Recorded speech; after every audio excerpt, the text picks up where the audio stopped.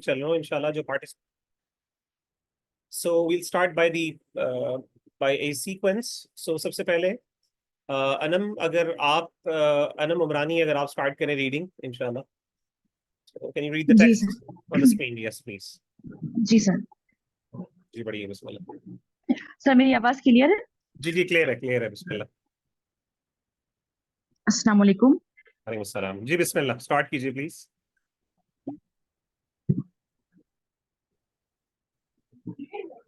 السلام علیکم. وعلیکم السلام. آپ کی آواز آ رہی ہے؟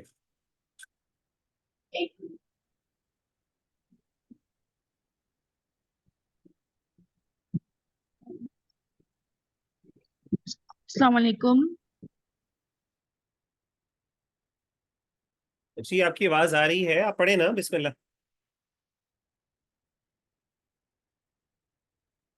انم آپ پڑھیں, آپ کی آواز.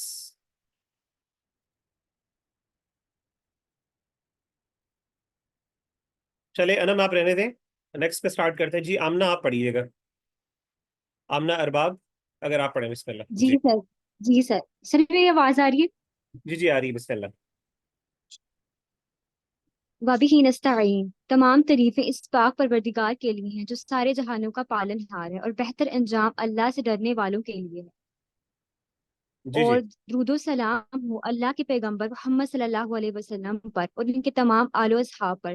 جان لیجئے کہ متقدم زمانہ کا ایک طالب علم عرصہ دراز تک جد الاسلام امام زین الدین شیخ ابو حامد محمد بن محمد غزالی رحمۃ اللہ علیہ کی خدمت میں رہ کر تحصیل علم میں مشغول رہا, یہاں تک کہ اس نے دقیق علوم حاصل کر لیے اور فیض باطنی میں کمال پیدا کر لیا. پھر اس کو اپنی آخرت کے سلسلے میں فکر دامن گیر ہوئی اور دل میں جی کھٹک جی پیدا ہوئی, تو اس نے اپنے دل میں کہا کہ میں نے بہت سے علوم حاصل کر لی ہیں اور اپنی جوانی انہی علوم کو سیکھنے اور حاصل کرنے میں لگا دی. اب مجھے یہ بھی تو جاننا ضروری ہے کل قیامت کے دن ان میں سے کون سا علم میرے کام آئے گا اور میری قبر میں میرا مونس بنے گا, اور کون سی قسم بے فائدہ ہے تاکہ میں اس کو چھوڑ دوں. جیسا کہ رسول اللہ صلی اللہ علیہ وسلم نے فرمایا, اللہم انی اعوذ بک من علم لا ینفع وقلب لا یخشع ونفس لا تشبع ودعاء لا بس یسمع. ٹھیک ہے. اے اللہ میں آپ کی پناہ چاہتا ہوں ایسے علم سے جو نفع بخش نہ ہو, اور ایسے دل سے جو ڈرتا نہ ہو, اور ایسے نفس سے جو سیر ہی نہ ہو, اور ایسی دعا سے جو قبول ہی نہ ہو. آگے. سر یہ پڑھنا جی جی ہے؟ اچھا. پڑھیے پڑھیے. اور اسے یہ خیال برابر آتا رہا یہاں تک کہ اس نے حجت الاسلام امام محمد غزالی رحمۃ اللہ علیہ کی خدمت عالیہ میں ایک عریضہ لکھا اور ان سے اپنے مسائل کے بارے میں دریافت کر کے نصیحت اور دعا کی درخواست کی, اور کہا اگرچہ حضرت اقدس کی تصنیفات احیاء العلوم وغیرہ میں میرے سوالات کا جواب موجود ہے, لیکن میرا مقصد یہ ہے کہ استاد محترم میری مطلوبہ چیزوں کو چند اوراق میں لکھ دیں جو پوری زندگی میرے ساتھ رہی, اور میں ان کو میں موجودہ باتوں پر انشاءاللہ تعمر عمل کرتا رہوں. تو اس کے جواب میں شیخ امام غزالی رحمۃ اللہ علیہ نے یہ رسالہ تحریر فرمایا. ٹھیک ہے, تو آپ کے سامنے کوشچن سمجھ آ گیا آپ کو سوال کہ بیسیکلی یہ جو رسالہ ہے یہ کس چیز کو ایڈریس کر رہا ہے. تو اس میں بیسیکلی ایک اسٹوڈنٹ ہے جو امام غزالی رحمہ اللہ تعالیٰ عنہ کا اسٹوڈنٹ ہے, and he is an academic who is involved into academics. ٹھیک ہے, دن رات اس کا پڑھنا پڑھانا ہے, بہت سے علوم کے اوپر اس نے دسترس حاصل کر لی, اور اسی طریقے سے اس نے جو ہے نا بہت سے فضائل نفسی یعنی ایسی چیزیں یعنی کہتے ہیں نا وَاسْتَكْمَلَ فَضَائِلَ النَّفْس, یعنی ظاہری علوم اور باطنی علوم, ہر وہ علم جو کہ اسلامک سائنس میں کسی نہ کسی طرح ایسوسیٹیڈ ہے اسلامک سائنس کے ساتھ یا اسلام کے ساتھ, اس کے اوپر اسے دسترس حاصل کر لی. تو ایک دن اس کے ذہن میں یہ خیال آیا کہ بھائی میں نے اتنی نالج میں نے ایکوائر کر لی ہے, اتنے سائنسز میں نے گو تھرو کی ہیں, اس پہ دسترس حاصل کی ہے, what is actually something that can actually help me for real, جو میری آخرت کو سنبھارے. یعنی اس نالج کا میں نے کیا کرنا ہے, یا اس نالج میں کیا ایسی, اس نالج سے کیا میں ایسا حاصل کر سکتا ہوں جس کے ذریعے میری آخرت جو ہے وہ بہتر ہو جائے, اور اسی طریقے سے وَيُؤْنِسُنِي فِي قَبْرِي. ٹھیک ہے نا, تو مجھے ایسی چیز جو مجھے قبر میں بھی فائدہ دینا.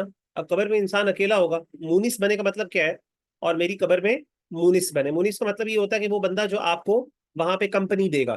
ٹھیک ہے نا, obviously آپ کو پتا ہے کہ حدیث میں آتا ہے کہ اللہ کے رسول صلی اللہ علیہ وسلم نے فرمایا کہ انسان قبر میں اکیلا پن فیل کرے گا. ٹھیک ہے نا, ایک آئسولیشن ہوگی, ایک سیکلوژن ہوگی, کوئی آس پاس نہیں ہوگا. تو ایسے موقع کے اوپر پھر انسان کے جو اعمال ہے، جو انسان کے ایکشنز اور پریکٹسز ہیں، وہ ایک خوبصورت شکل کی صورت میں آئے گا انسان کے پاس، اور انسان حیران ہوگا، بڑا اسمائلنگ فیس ہوگی.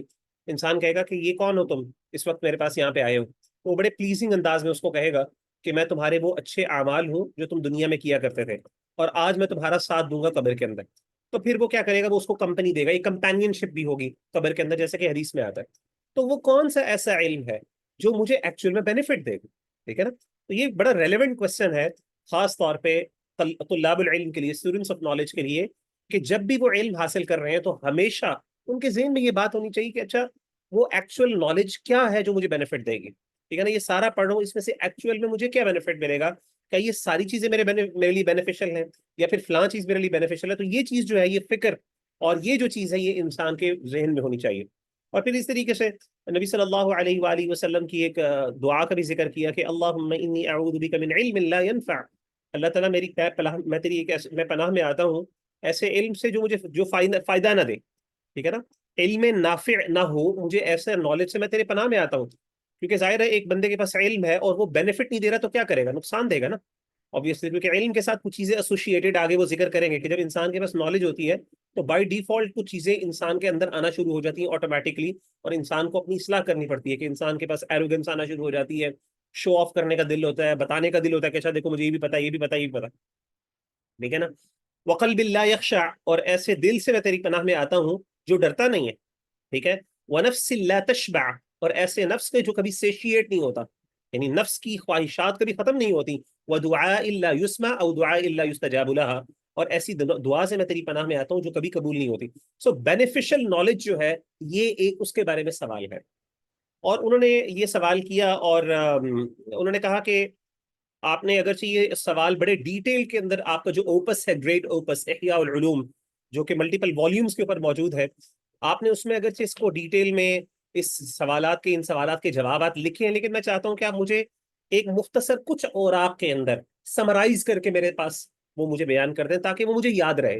ظاہر ہے مطولات جو ہوتی ہیں، لمبی لمبی کتابیں ہوتی ہیں، وہ انسان کو اس طرح یاد نہیں رہتی، لیکن جو چیز کرکس ہوتا ہے، جو زبدہ ہوتا ہے اس کا، اور خاص طور پہ جو بریف ہوتا ہے، وہ چیز انسان کے ساتھ پھر رہتی ہے اور انسان واقعی اس سے فائدہ اٹھا سکتا ہے. اس لیے آپ دیکھیں کہ ہم نے جب کلیئر پڑھ رہے تھے تو اس کے اندر ہم نے کہا تھا ڈائری لکھیں. ڈائری میں کیا ہوتا ہے، کئی دفعہ ہوتا ہے کہ آپ بہت سی چیزیں پڑھ رہے ہوتے ہیں، پوری کتاب پڑھ رہے ہوتے ہیں، اس پوری کتاب کے اندر 2-3 چیزیں ایسی ہوتی ہیں that you would never want to forget, right؟ اس چیز کو لکھ لیں آپ، اس کو اپنے آپ کو جرنل کریں، رائٹ؟ یہ ساری چیزیں ہم نے ذکر کی تھی اور ڈسکس کی تھی. تو یہ کرنے کے لیے اس نے کہا کہ آپ مجھے کچھ رسالوں کے اندر کچھ نصیحت لکھ دیں کہ میں اس سے ایکچولی بینیفٹ حاصل کر سکوں. تو امام غزالی رحمہ اللہ تعالیٰ نے یہ جواب دیا. اب یہ سوال پیدا ہوتا ہے کہ یہ کون لکھ رہا ہے؟ یہ کیا اس بندے نے خود کہا، اس اسٹوڈنٹ نے؟ یہ جو ابھی تک ہم نے جو پڑھا ہے، ابھی انیشل یہاں سے سٹارٹ ہوا کہ میں نے بہت سے علوم حاصل کر لیے. اس کے بارے میں 3 آراء ہیں. بعض علماء کہتے ہیں کہ یہ اس اسٹوڈنٹ نے خود لکھا شروع میں. ٹھیک ہے نا. جان لیجئے کہ امام غزالی رحمہ اللہ کے پاس ایک اسٹوڈنٹ تھا. بظاہر تو لگتا ہے کہ کوئی تھرڈ پرسن لکھ رہا ہے، کہ نہ امام غزالی لکھ رہے ہیں نہ اسٹوڈنٹ لکھ رہا ہے، بلکہ کوئی اور بندے نے لکھا ہے. جیسے یہاں پہ دیکھ رہے ہیں نا کہ حجت الاسلام شیخ ابو حامد محمد بن غزالی کی خدمت میں رہ کر تحصیل علم میں مشغول رہا ایک اسٹوڈنٹ. ٹھیک ہے نا، ایک طالب علم. تو ایک تھرڈ پرسن لکھ رہا ہے. تو بعض علماء کی رائے ہے کہ کوئی تھرڈ پرسن ہے جس نے یہ سوال شروع میں لکھ دیا ہے تاکہ لوگوں کو پتا چل جائے کہ ایکچولی اس کا کانٹیکسٹ کیا ہے. ٹھیک ہے نا، اس کا سیاق کیا ہے. اور بعض علماء کہتے ہیں نہیں، وہ اسٹوڈنٹ نے خود لکھا شروع میں ایز اے تھرڈ پرسن. ٹھیک ہے نا، تاکہ لوگوں کو فائدہ ہو جائے، because he wanted it to actually be spread among the Muslims and be benefited. اور اسی طریقے سے بعض نے کہا نہیں، امام غزالی رحمہ اللہ نے یہ سوال لکھ دیا اپنے ان اوراق. جب انہوں نے اوراق لکھے تو ان اوراق کے شروع میں انہوں نے یہ سوال بھی ڈال دیا تاکہ کوئی بندہ جب ان اوراق کو پڑھے گا، اس نصیحت کو پڑھے گا جو امام غزالی آگے کریں گے اس اسٹوڈنٹ کو نالج کو، تو وہ اس کے ساتھ اس میں جو ہے نا اس کو سمجھ آ جائے کہ اس کا کانٹیکسٹ کیا ہے. بہرحال جو بھی بات ہے، بہرحال بات یہ ہے، سوال آپ کو سمجھ آ گیا اور آپ اس کے مطابق انشاءاللہ ہم آگے چلتے ہیں. تو چلیں جی، اب ادھر سے جواب شروع ہوتا ہے امام غزالی رحمہ اللہ کا. تو میں انشاءاللہ دعوت دیتا ہوں اسٹیج پہ آنے کے لیے. جی، ہمارے پاس دوسرے نمبر پہ مہک ہے. چلیں جی مہک، بسم اللہ. تھوڑی اردو سر مشکل ہے آواز اس کی. کلیئر ہے میری؟ ہاں جی، آواز کلیئر ہے. تھوڑی اردو تھوڑی مشکل ہے اس رسالے کی. وہ جو میں نے آپ کو پہلے رسالہ بھیجا تھا اردو کا ٹرانسلیشن، اردو کی ٹرانسلیشن، وہ ذرا ایزی تھا. لیکن چلے کوئی بات نہیں، انشاءاللہ میں آپ کو ساتھ ساتھ جہاں پہ کوئی مشکل ہوگا وہ میں آپ کو بتا دوں گا. اور اگر آپ کو کوئی سمجھ نہ آئے تو آپ پوچھ بھی سکتے ہیں انشاءاللہ. جی جی مہک، پلیز اسٹارٹ کیجیے. نصیحت کا سر چشمہ آپ صلی اللہ علیہ وآلہ وسلم ہے. میرے لال اور میرے پیارے محب اللہ جل جلالہ تمہاری زندگی لمبی کرے اور اپنی فرما برداری کے کاموں میں لگائے رکھے اور تم کو اپنے محبوب بندوں کے راستے پر چلائے۔ یہ بات ذہن نشین کر لو کہ نصیحت نامہ مودین رسالت ہی سے لکھا جاتا ہے، اور چونکہ تم احادیث کا علم حاصل کر چکے ہو، لہٰذا تمہیں اگر اس سے کچھ نصیحت مل چکی ہے تو اب تم کو میری نصیحت کی کیا ضرورت ہے؟ اور اگر تم نے ذخیرہ احادیث سے کچھ نصیحت حاصل نہیں کی تو مجھے بتلاؤ کہ ان گزشتہ سالوں میں آخر تم نے کیا حاصل کیا؟ جی بس لا ٹھیک ہے، یعنی میں لگنا ٹھیک ہے، ٹھیک ہے، ٹھیک ہے، میں تھوڑا سا وضاحت کر دوں۔ تو یہ بہت امپورٹنٹ بات ہے جو امام غزالی رحمہ اللہ تعالیٰ عنہ کی نصیحت ہے، کہ ایکچوئل میں آپ کو جو نصیحت ہے نا، وہ آپ کو کسی استاد سے ضرورت نہیں، اسپیشلی کہ اگر آپ حدیث کے اسٹوڈنٹ آف نالج ہیں، یعنی اگر آپ حدیث کے اسٹوڈنٹ ہیں، اگر آپ حدیث کے اسٹوڈنٹ ہیں تو آپ کو پھر کسی کی نصیحت کی کیا ضرورت ہے؟ کیونکہ ایکچولی نصیحت کا جو سرچشمہ ہے، جو سورس آف نالج ہے نصیحت کا، ایکچولی جو ایڈوائس ہے، اچھی ایڈوائس اگر وہ انسان کو کہیں سے مل سکتی ہے تو وہ نبی صلی اللہ علیہ وآلہ وسلم کی رسالت سے مل سکتی ہے، یا اسی طریقے سے قرآن مجید سے مل سکتی ہے۔ تو کسی نے بہت خوبصورت بات کی، اس نے کہا کہ یار جس بندے کو جس بندے کی قرآن یا جس بندے کی اصلاح نبی صلی اللہ علیہ وسلم کی سنت نہیں کر سکی، پھر اس کی اصلاح کوئی بھی نہیں کر سکتا۔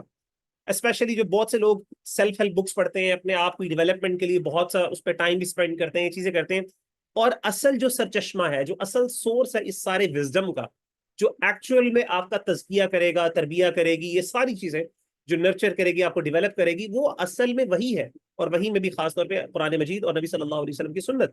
تو جب وہ آپ اگر اس سے بینیفٹ آپ کو نہیں مل رہا، امام غزالی کہہ رہے ہیں یار اگر تم نے وہ سارا، تم اسٹوڈنٹ آف نالج ہو، حدیث کے اسٹوڈنٹ آف نالج ہو، پتہ چل رہا ہے تو تم نے حدیث کا علم حاصل کیا، تو اگر تمہیں حدیث کا علم حاصل کر لینے کے بعد بھی میری نصیحت کی ضرورت پڑ رہی ہے تو I have to doubt and I have to question and I have to ask you کہ یار تم نے کیا پڑھتے رہے ہو، یعنی what are you actually studying؟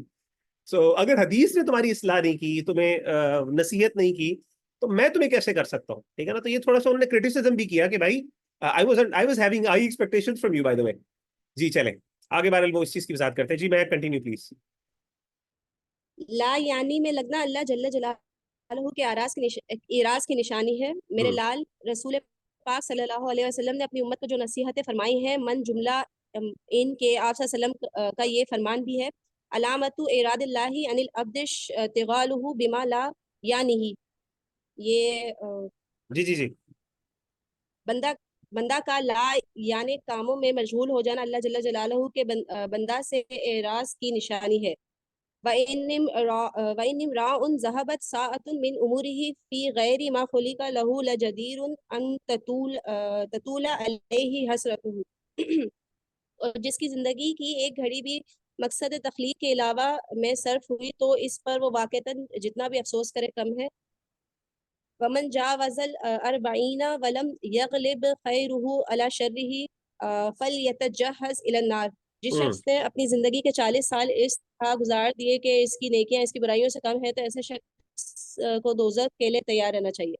اور دانشمند کے لیے تو یہی نصیحت کافی ہے، چلے محض جی، علم ذریعہ نجات نہیں بلکہ علم حوصلہ بغیر حوصلہ عمل کے حوصلہ وبال حوصلہ ہے۔ حوصلہ حوصلہ حوصلہ you just run right away۔ ٹھیک ہے، سوری، اوکے جی۔ تو یہ امپورٹنٹ چیز ہے۔ اچھا، پہلی نصیحت جو ان کی ہے وہ یہ ہے کہ لا یعنی میں لگنا اللہ کے اعراض کی نشانی ہے، یعنی سبحان اللہ، یہ بہت امپورٹنٹ بات ہے کہ کسی بندے کے ساتھ اللہ تعالیٰ کی سب سے بڑی خیر خواہی یہ ہے، مفہوم مخالف میں بیان کر رہا ہوں، کسی بندے کے ساتھ سب سے بڑی اللہ تعالیٰ کی خیر خواہی یہ ہے کہ اللہ تعالیٰ اس کو ایسے کاموں میں لگا دیتے ہیں جو بینیفیشل ہے، اور کسی بندے سے اللہ کی ناراضگی کی سب سے بڑی نشانی یہ ہے، یا اللہ تعالیٰ اس کو اوائڈ کرنا چاہتے ہیں، اس کے اپنی رحمت سے اس کو دور کرنا چاہتے ہیں، اعراض کا مطلب یہ ہے نا، تو اس کی سب سے بڑی نشانی یہ کہ اللہ تعالیٰ اس کو ایسے کاموں میں لگا دیتے ہیں جو بہت لا یعنی ہے، they are worthless, they don't hold any benefit or value, right؟ اور اسی طریقے سے انہوں نے یہ قول ذکر کیا جو کہ اللہ کے رسول صلی اللہ علیہ وسلم کی طرف اگرچہ منسوب ہے لیکن یہ صحیح نہیں ہے، اللہ کے رسول کی بات نہیں ہے، بلکہ یہ سیدنا حسن بصری رحمہ اللہ تعالیٰ عنہ کی طرف یہ جو ہے نا قول منسوب ہے، کہ وہ فرماتے ہیں کہ علامت اعراض اللہ، اللہ کے اعراض کرنے کی علامت اور نشانی یہ ہے، عن العبدی، ایک بندے سے اللہ اعراض کب کرتے ہیں، ایک بندے کو اللہ اوائڈ کب کرتے ہیں کہ یار I don't want to actually مطلب میں اس کو اہمیت نہیں دینا چاہتا، یعنی ٹھیک ہے، اشتغالہ بما لا یعنی، کہ اللہ اس کو ایسی چیز میں مشتغل کر دیتے ہیں جو کہ لا یعنی ہے، جس کا کوئی بینیفٹ نہیں ہے۔ اللہ معاف کرے. تو اب وہ امام غزالی یہ کہہ رہے ہیں کہ بھائی اگر تم ایسی چیزوں میں پڑے ہوئے تھے جس نے تمہیں بینیفٹ نہیں دیا, ٹھیک ہے نا, جس نے تمہیں بینیفٹ نہیں دیا, تمہاری زندگی کے اندر کوئی تبدیلی نہیں آئی, تو unfortunately that was not some thing that is good for you. In fact that was some thing that was فتنہ فار یو. وہ تمہارے لیے فتنہ ہے, تمہارے لیے آزمائش ہے, یہ اللہ کی پکڑ ہے, اللہ کی ناراضگی اور اعراض ہے تم کے ساتھ کہ اللہ نے تمہیں ایسی چیزوں میں لگائی رکھا جس نے ایکچوئل میں تجھے بینیفٹ نہیں دیا. اور پھر وہ ایک اور روایت ذکر کرتے ہیں, وَإِنِ امْرُؤٌ ذَهَبَتْ سَاعَةٌ مِّنْ عُمُرِهِ فِي غَيْرِ مَا خُلِقَ لَهُ لَجَدِيرٌ أَن تَطُولَ عَلَيْهِ حَسْرَتُهُ. تو کہتے ہیں کہ وہ بندہ اگر اس کی زندگی کے اندر اگر ایک گھڑی بھی کسی ایسے کام میں لگ گئی جس کے لیے اس کو پیدا نہیں کیا گیا. انسان کی زندگی کا مقصد ہے نا, یعنی جو مقصدیت ہے, جو پرپز ہے, وہ انسان کو ویلیو دیتا ہے. آپ مجھے بتائیں میری اہمیت کہاں سے ہے؟ میرے پرپز کی وجہ سے ہے نا.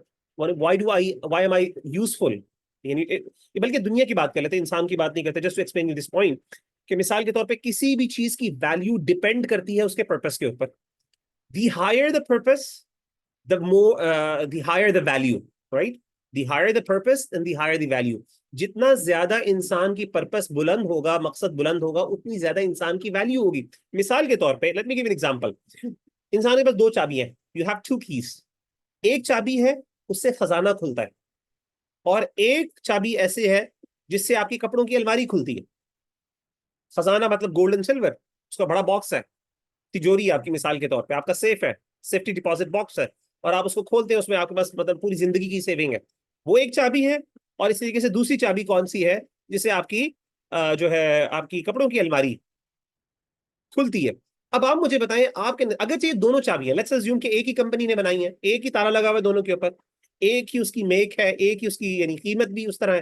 آپ مجھے بتائیں آپ کے نزدیک کون سی چابی زیادہ ویلیوبل ہوگی؟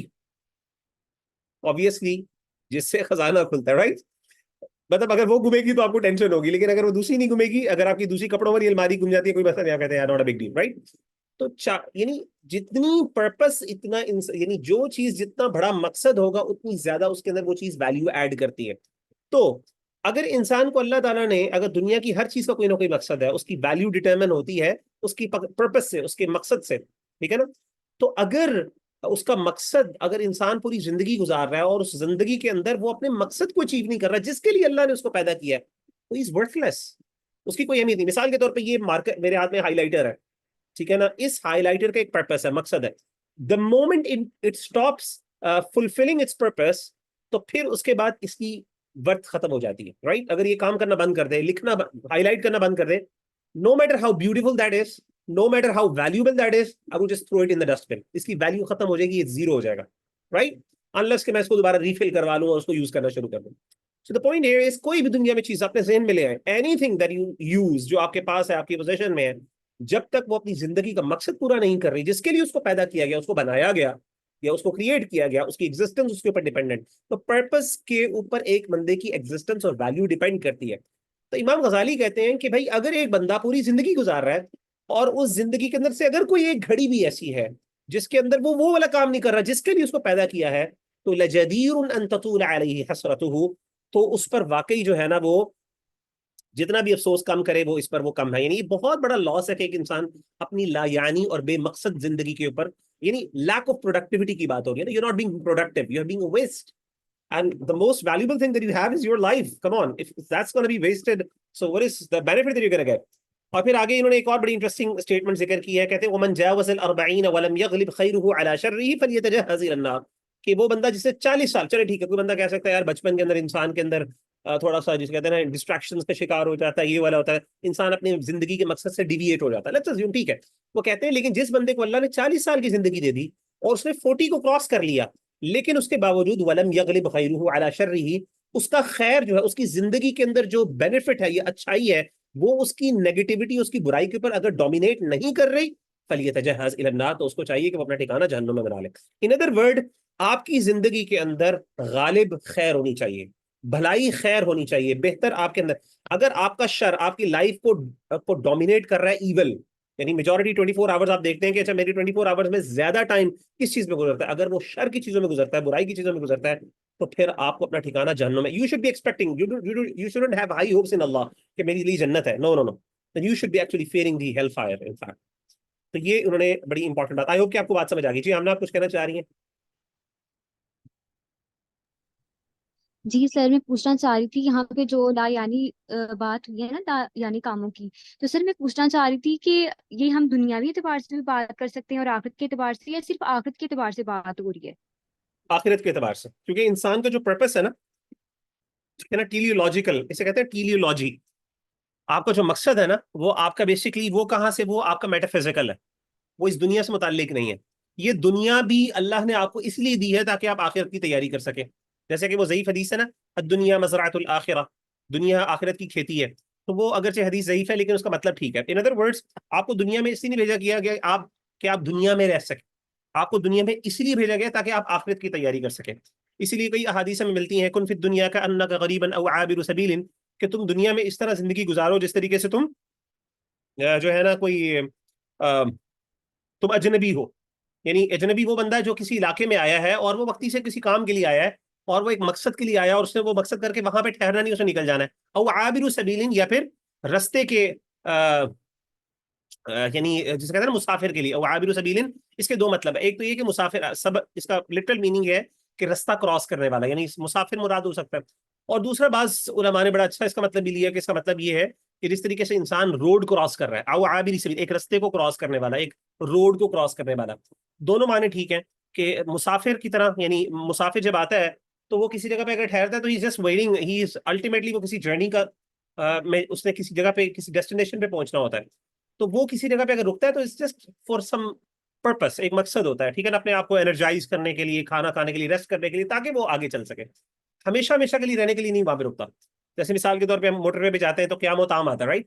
تو آپ کو بندہ جا رہا ہے لاہور سے اسلام آباد، تو رستے کے اندر بڑی خوبصورت جگہ انہیں بنائی ہوتی ہے، بڑی کمفرٹیبل جگہ ہوتی ہے، بڑے مزے مزے کے کھانے ہوتے ہیں، اور وہاں پہ بعض اوقات ریسٹ کرنے کے لیے بھی کافی اچھی جگہ انہوں نے تیار کی ہوتی ہے. تو کوئی بندہ کہ جی میں یہاں پہ رہنا شروع کر دوں، میں اسلام آباد جاتا ہی نہیں، تو مطلب it doesn't make sense, right. تو اور کسی نے کہا کہ جیسے کہا نا کہ رستہ کراس کرنے والا، یعنی روڈ کراس کرنے والا، تو obviously جب انسان روڈ کراس کرتا ہے تو بڑا محتاط ہو کے کرتا ہے، کبھی ادھر ادھر دیکھتا ہے کہ یار کوئی چیز مجھے ہٹ نہ کر دے. تو انسان کو زندگی ایسی گزارنی چاہیے. بہرحال اینی ویز، تو جب ہم پرپس کی بات کر رہے ہیں تو purpose is associated with the idea of preparing yourself for the hereafter. تو اللہ تعالیٰ نے انسان کو عبادت کے لیے پیدا کیا، جیسے کہ قرآن و سنت کے اندر انسان کی زندگی کا مقصد کی وضاحت ہو چکی ہے. آئی ہوپ کہ میں نے آپ کے آنسر کو، میں نے آپ کے سوال کو جو ہے نا ایڈریس کر لیا. جی جی سر، بس میں ایک بات کہنا چاہ رہی تھی کہ نا میرے ساتھ ایسا ہوتا ہے، مطلب مجھے پڑھنے کا بہت زیادہ شوق ہے. کس کا شوق ہے؟ مطلب میں ایم فل کی نیکسٹ، جی میں نا، آپ سر کو میری کس چیز؟ آواز آ رہی ہے آپ کو؟ جی آ رہی ہے. آپ کو کس چیز کا شوق ہے؟ سر مجھے پڑھنے کا، مطلب ایم فل کرنے کا نیکسٹ بہت زیادہ شوق ہے، لیکن نا میں اپنی خواہش کو اس لیے ترک کر رہی ہوں کہ مجھے لگ رہا ہے کہ اگر میں یہ چھوڑ دیا نا علم دین، مجھے لگتا ہے میں کہیں بھٹک نہ جاؤں. اس وجہ سے میں وہ حاصل نہیں کر رہی، اس طرف نہیں جا رہی کہ مطلب میں لا یعنی چیزوں میں بالکل ایسا، میرا اللہ تعالیٰ کی طرف سے میرے ساتھ ایسا ہے کہ میں کچھ تھوڑا سا ہٹتی ہوں نا تو مجھے خود بخود اللہ تعالیٰ اپنی طرف بلا لیتا ہے. مطلب میرا دل نہیں کر رہا اس وجہ سے ایم فل کرنے کو بھی کہ کہیں میں دگنا ہو جاؤں اللہ تعالیٰ سے. مطلب دیکھیے یہ مطلب اچھا، ناٹ نیسسریلی دنیاوی جو آپ کی ایجوکیشن ہے، اگین وہ ضروری نہیں ہے کہ وہ آپ کو ڈسٹریکٹ ہی کرے. بس اگر آپ دنیاوی ایجوکیشن کا بھی مقصد ذرا ہائر میں، مثال کے طور پہ جو بھی آپ نے ایم فل کرنا ہے جس بھی فیلڈ میں، تو آپ اس کا مقصد ایک نیک کر لینا. آپ اپنا پلاننگ کر لیں کہ میں یہ اس لیے کرنا چاہ رہی ہوں تاکہ میں یہ اللہ کے دین کی یہ خدمت کر سکوں. دیکھیں یا دنیاوی انسان کی، دیکھیں عبادات اور معاملات کا علماء نے فرق کیا ہے، یہ ذرا سمجھیے گا. عبادات کہتے ہیں کہ وہ ایکشنز جو آپ اللہ کے لیے پرفارم کرتے ہیں، رائٹ. تو آپ اللہ تعالیٰ کو راضی کرتے ہیں ڈائریکٹلی کچھ ایکشنز کر کے، رائٹ. آپ ڈائریکٹلی جی سر. اللہ کو سرو کر رہے ہوتے ہیں. عبادات وہ ہوتے ہیں جس میں آپ ڈائریکٹلی ہاں جی. اللہ کو سرو کر رہے ہیں. معاملات وہ ہوتے ہیں جو آپ، یعنی ان دونوں میں اللہ کی رضا ہے. عبادات کے اندر بھی آپ اللہ کی رضا کے لیے اللہ کو سرو کر رہے ہوتے ہیں، لیکن معاملات کے اندر آپ اللہ کو راضی کرنے کے لیے اللہ کو نہیں سرو کر رہے ہوتے بلکہ ہیومینٹی کو سرو کر رہے ہوتے ہیں، اللہ کی مخلوق کو سرو جی کر رہے ہوتے ہیں. تو ان دونوں میں چونکہ جب اللہ کی رضا مطلوب ہوگی، ٹھیک ہے نا، ان دونوں میں اگر اللہ کی رضا مطلوب ہوگی تو وہ آپ کے لیے کیا ہو جائے گا؟ وہ آپ کے لیے عبادت بن جائے گی.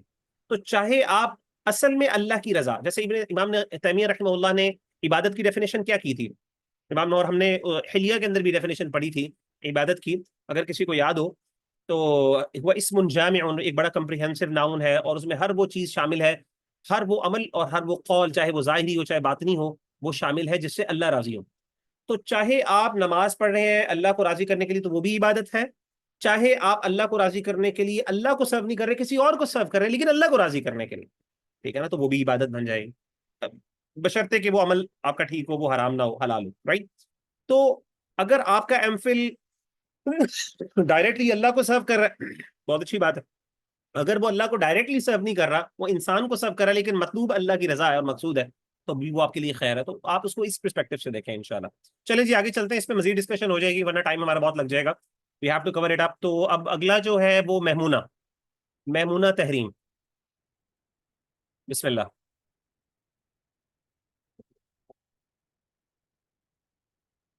میمونہ آپ کو آواز آ رہی ہے؟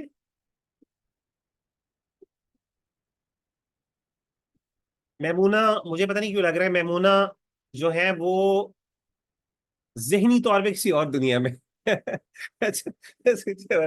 سوری، ہو سکتا ہے آپ کے پاس کوئی آپ کو آواز نہ آ رہی ہو. آئی ہوپ میمونہ کی یور ان دا کلاس. چلیں جی میمونہ کو ہم اسکپ کرتے ہیں جی. آگے آئے جی حیدر. حیدر آپ بسم اللہ. If you could just take a moment. او اللہ خیر کرے. Oh, it's okay, it's okay, it's okay. Oh, sorry. Dr. Memuna, I'm really sorry. I did not know that you're in the hospital. May Allah bless you. Take your time. جی جی سر السلام بسم علیکم. اللہ. وعلیکم السلام جی.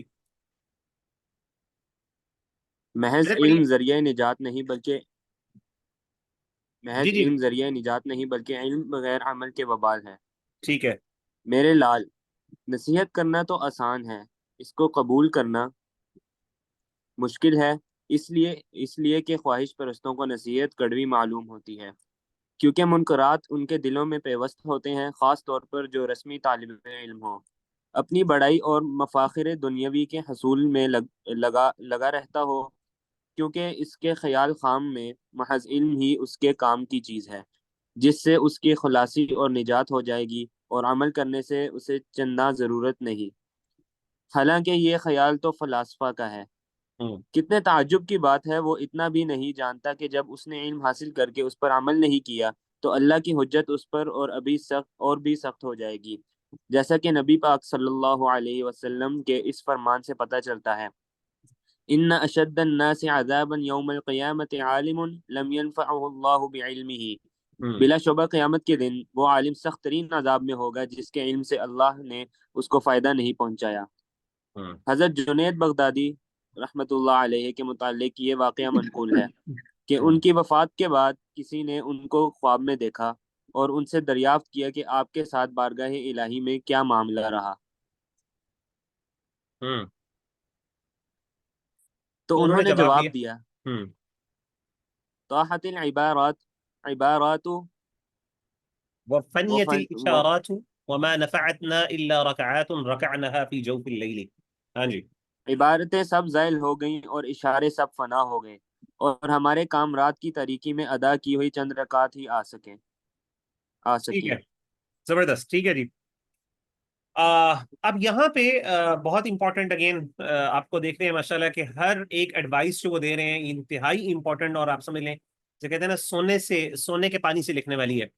تو یہاں پہ اب وہ عمل کی اہمیت کے بارے میں بات کر رہے ہیں. وہ کہہ رہے ہیں کہ دیکھیں اب نصیحت کرنا بہت آسان ہے، ہر بندہ نصیحت کر لیتا، لیکن ایڈوائس دینا تو بہت آسان ہے، اس میں کوئی محنت نہیں لگتی، اچھی باتیں ہر بندے کو آتی ہیں، لیکن اصل چیز اس نصیحت کو قبول کرنا ہے، اس پر عمل کرنا. حدیث میں بھی آیا نا، اللہ کے رسول صلی اللہ علیہ وسلم نے فرمایا الدین النصیحہ، دین خیر خواہی کا نام ہے، ایڈوائس کا نام، ٹھیک ہے نا. کسی کو آپ اچھی کوئی نیکی، کسی کے ساتھ بھلائی کر رہے ہیں، کہتے ہیں لیکن بھلائی کی باتیں بتانا بہت آسان ہوتی ہیں، لیکن اس پر عمل کرنا اصل مشکل ہے. تو ایکچوئل انسان کا فوکس کیا ہونا چاہیے؟ وہ زیادہ ایڈوائسز نہ سنیں، زیادہ اس کی کوشش ہو کہ وہ عمل کریں. ہم میں سے اکثر لوگ زیادہ ایڈوائسز لے رہے ہوتے ہیں، ٹھیک ہے نا. We are into receiving a lot of motivation, a lot of advices, a lot of good words that we want to hear, لیکن when it comes to action and practice we lack there. ٹھیک ہے نا. اور اس کے اندر وہ خاص طور پہ وہ کہتے ہیں کہ لأنها في مذاق متبع الهوى مرة. وہ کہتے ہیں کہ اس کی وجہ یہ ہے، کیوں؟ وہ کہتے ہیں اصل میں ایسا شخص جو کہ اپنی خواہشات کے پیچھے پڑا ہے، یعنی جس کی زندگی کا مقصد اپنی ڈیزائرز کو پورا کرنا ہے، ہیڈنسٹک ورلڈ ویو کے ساتھ جو زندگی گزارا ہے، تو وہ شخص اس کے لیے اپنی وہ ہے جو نصیحت ہے وہ مرہ، وہ کڑوی ہوتی ہے. کیونکہ ایڈوائس کے اندر ظاہر ہے آپ کو سب سے بہترین صحیح ایڈوائس یہی ہوگی نا جو آپ کے ایکچولی ڈیزائرز اور آپ کے خواہشات کے خلاف ہوگی. تو خواہش پرستوں کو نصیحت جو ہے وہ کڑوی لگتی ہے, ٹھیک ہے, they don't feel it good, right. اور اذ المناہی محبوبۃ فی قلوبہم, اور اس کی وجہ یہ بھی ہے کیونکہ ایسے لوگ جو اپنے ڈیزائرز کے پیچھے چلنے والے ہیں, جو ہیڈنسٹک لائف گزار رہے ہوتے ہیں, ان کے دلوں کے اندر پھر منکرات جو ہیں وہ محبوب بنا دیے جاتے ہیں ان کے دلوں کے لیے. تو الفاظ یہ ہیں اذ المناہی محبوبۃ فی قلوبہم, کہ منکرات جو برائی ہے وہ ان کے دلوں کے لیے خوبصورت بنا دی جاتی ہے. ان ادر ورڈ آسان الفاظ میں آپ یہ کہہ سکتے ہیں کہ خواہش ان کو کڑوی اس لیے محسوس ہوتی ہے because they are all used to only consuming what is pleasing to them, right. تو ایک بندہ جو اپنی زندگی کے اندر, جیسے آسان الفاظ میں کہتے ہیں ایک بندہ ہے جو آرام پرست ہے, right. تو آرام پرست کو اگر آپ کوئی ایسا کام کہیں گے جو اس کی طبیعت کے مخالف ہے, مثال کے طور پہ کوئی یعنی ڈو جم جاؤ, یا کوئی محنت کا کام کرو, کوئی مشقت کا کام کرو, تو وہ کیا کرے گا, وہ اس کو کڑوی محسوس ہوگی. کیوں؟ کیونکہ اس کا پورا جو مائنڈ سیٹ ہے, اس کا دماغ ہے, وہ اس طریقے سے ہارڈ وائر ہو چکا ہے کہ it only just takes in what is pleasing to it, ٹھیک ہے نا, جو پلیجر ہے بس اسی سے وہ کیا کرتا ہے, وہ موٹیویٹ ہوتا ہے, وہ اسٹیمولیٹ کرتا ہے اس کو, دیٹس اٹ, نتھنگ ایلس. تو وہ کہتے ہیں کہ یہ جو ہے نا ایسا بندہ جو ہے نا, یہ اس کے مزاج کے بارے میں بھی, انسان کے بارے میں بات کی. پھر اس نے کہا خاص طور پہ جو رسمی طالب علم ہو, رسمی طالب علم ہوتا ہے جو پراپر طالب علم, ایک اسٹوڈنٹ آف نالج. مثال کے طور پہ آپ میں سے اب جیسے لوگ, آپ لوگ 4 سال پروگرام کے اندر انرولڈ ہیں, you are proper students of knowledge. یعنی کچھ لوگ ایسے ہوں گے جو ڈائریکٹلی, جیسے ہم اب کچھ بھی کلاسز لیتے ہیں تو وہ یعنی جسے کہتے ہیں نا جنرلی آپ کی جنرل نالج کی کلاسز ہوتی ہیں, جیسے حلقات ہوتے ہیں, دروس ہوتے ہیں, دروس کے اندر بہت سے لوگ آتے ہیں, بہت سے لوگ چلے جاتے ہیں, they just sit there, کچھ بینیفٹ لیتے ہیں. لیکن کچھ ایسے اسٹوڈنٹس آف نالج ہوتے ہیں جو باقاعدہ کسی پروگرام کے اندر پروگرام کے اندر انرولڈ ہوتے ہیں اور ایک کریکولم سے گزر رہے ہوتے ہیں. they have to complete certain levels of knowledge, ٹھیک ہے. تو وہ بندے خاص طور پہ ایسے طلاب العلم, وہ ان کے کچھ پرابلمز ہوتی ہیں. ان کی کچھ کیا پرابلم ہوتی ہے کہ ان کو جو ہے نا, ان کو یہ جو دنیاوی چیزیں اور دنیا کے اندر مفاخر, اپنے آپ کا شو آف اور اس طرح کے ایروگنس, یہ ساری چیزیں جو ہے نا ان کو بہت زیادہ اٹریکٹ کرتے ہیں. اور وہ عام طور پہ اس دھوکے کا شکار ہوتے ہیں کہ جی علم اٹسیلف ایک ورچو ہے, علم کا حصول اٹسیلف ایک ورچو ہے. تو وہ کہتے ہیں نہیں, یاد رکھیے گا, علم کا حصول اٹسیلف ایک ورچو نہیں ہے, بلکہ ایکچوئل میں ورچو کیا ہے, یعنی فضیلت اس چیز میں نہیں ہے کہ آپ کے پاس بس علم ہو. علم تو اللہ معاف کرے فلاسفہ کے پاس بھی ہے, وہ کہتے ہیں یہ فلاسفرز ہیں. دیکھیں یاد رکھیے, اگر آپ نے فلاسفی پڑھی ہے نا, تو فلاسفرز جو ہے نا فلسفے کو وہ ایک ورچو سمجھتے ہیں کہ جس بندے کے پاس علم فلسفہ ہے وہ بندہ فضیلت والا ہے, چاہے وہ اس پہ عمل کرے یا نہ کرے, اٹ ڈزنٹ میٹر. لیکن ہمارے دین کا تصور یہ ہے کہ علم اٹ سیلف ورچو نہیں ہے, علم کا حصول اٹ سیلف ورچو نہیں ہے جب تک کہ اس پہ عمل نہ ہو. کیوں؟ کیونکہ اگر آپ نے علم پر عمل نہیں کیا, وہ علم آپ کے خلاف حجت بن جائے گا قیامت کے دن. جیسے کہ اللہ تعالیٰ نے فرمایا نا, القرآن حجت لک او علیک, اللہ کے رسول نے فرمایا قیامت کے دن قرآن مجید یا تمہارے حق میں حجت ہوگا یا تمہارے خلاف حجت ہوگا, یا تمہاری فیور کر رہا ہوگا یا تمہارے اگینسٹ کھڑا ہوگا قرآن مجید اللہ کی عدالت میں. تو وہ کب, کیا قرآن کس چیز میں کھڑا ہوگا؟ قرآن کا نالج میرے پاس ہے مثال کے طور پہ, ٹھیک ہے نا. اب قرآن قیامت کے دن یا میرے حق میں بول رہا ہوگا یا میرے خلاف بول رہا ہوگا. اور کب بولے گا میرے حق میں؟ جب میں اس پر عمل کروں گا, اور جب میں نے اس پر عمل نہیں کیا تو میرے خلاف ہوگا. تو اگر میرے پاس قرآن کا علم ہے تو اب میرے لیے عذر بالجہل نہیں ہے میرے پاس. اب میرے پاس یہ ایکسکیوز نہیں ہے, میں قیامت کے دن اللہ کو یہ نہیں کہہ سکتا اللہ مجھے پتا نہیں تھا, میرے پاس تو علم ہے قرآن کا. تو جس کے پاس جتنا علم ہے اس کی پکڑ اتنی زیادہ ہے, اتنی رسپانسبلٹی اس کے کندھوں پر عائد ہو رہی ہے. تو طلاب العلم, the students of knowledge, the more you know about these things, جیسے جیسے آپ کو یہ چیزیں اور دین کے حقائق اور علوم آپ کے پاس آ رہے ہیں, اللہ کی اب آپ سے ایکسپیکٹیشنز بہت ہائر ہونا شروع ہو گئی ہیں. اب آپ یہ نہ ایکسپیکٹ کریں کہ میں عام بندے کی طرح. یاد رکھیے گا عام بندے کو اللہ تعالیٰ بہت بڑی بڑی چیزوں میں شاید چھوڑ دیں, بہت بڑے بڑے گناہ کو چھوڑ دیں, نظر انداز کر دیں. لیکن ہو سکتا ہے جو بندہ جتنا بڑا عالم ہوتا ہے, جتنا بڑا اس کو اللہ کی معرفت ہوتی ہے, پھر اللہ کی اس سے ایکسپیکٹیشنز بھی ہائر ہوتی ہیں. تو again the point here is کہ صرف knowledge is not enough, knowledge پر عمل کرنا یہ فلاسفرز کا کام ہے. اور بہت سے فلاسفی اگر آپ نے پڑھی ہے تو ہسٹری آف فلاسفی اگر آپ پڑھیں تو بڑے بڑے جیسے ایرسٹوٹل وغیرہ اور یہ سارے لوگ یہ باقاعدہ کہا کرتے تھے کہ جو فلاسفر ہوتا ہے وہ بہت ورچوئس ہوتا ہے, وہ اس کا اپنا عمل کیسا مرضی ہو, لیکن if he is a philosopher regardless of کہ وہ اپنی عملی زندگی کے اندر وہ کتنا بد عمل ہے اور وہ کتنا کیا برائیاں کر رہا ہے, it doesn't matter. What matters is how much are you practicing. اور پھر انہوں نے یہ روایت بھی پیش کی کہ ان اشد الناس عذابا یوم القیامۃ عالم لم ينفعه اللہ بعلمہ, کہ قیامت کے دن سب سے زیادہ عذاب اس عالم پر ہوگا کہ جس کو اس کے علم نے اللہ کے حکم سے فائدہ نہ دیا, اللہ تعالیٰ نے اس کو اس کے علم کا فائدہ نہیں پہنچایا, تو قیامت کے دن وہ بندہ کیا ہوگا, وہ سب سے بڑا سختی میں ہوگا. اور جنید بغدادی رحمہ اللہ بہت بڑے یعنی جسے کہتے ہیں نیک آدمی تھے اور ولی تھے اللہ کے. تو ان کا انہوں نے قول ذکر کیا کہ ان سے پوچھا گیا کہ آپ بتائیے کہ آپ کے ساتھ معاملہ کیسا رہا. انہوں نے کہا بڑی بڑی میں نے جو عبارتیں جو تھیں they were all void. سب عبارتیں جو وہ علمی جو کتابیں تھیں they did not benefit me. وفنیت الاشارات, اور سب اشارے فنا ہو گئے, سب کچھ ختم ہو گیا, مجھے کوئی چیز بینیفٹ نہیں دیا. مجھے ایکچوئل میں کس نے بینیفٹ دیا؟ وما نفعتنا الا رکعات رکعناها في جوف الليل. مجھے ان کچھ رکعات نے فائدہ دیا جو رات کی میں گھڑی کے اندر ادا کرتا تھا عمل کی, یعنی عمل نے مجھے فائدہ دیا. لمبی لمبی کتابیں, بکس اور یہ ساری چیزیں جو آپ کو پائلز آف نالج نظر آ رہا ہے,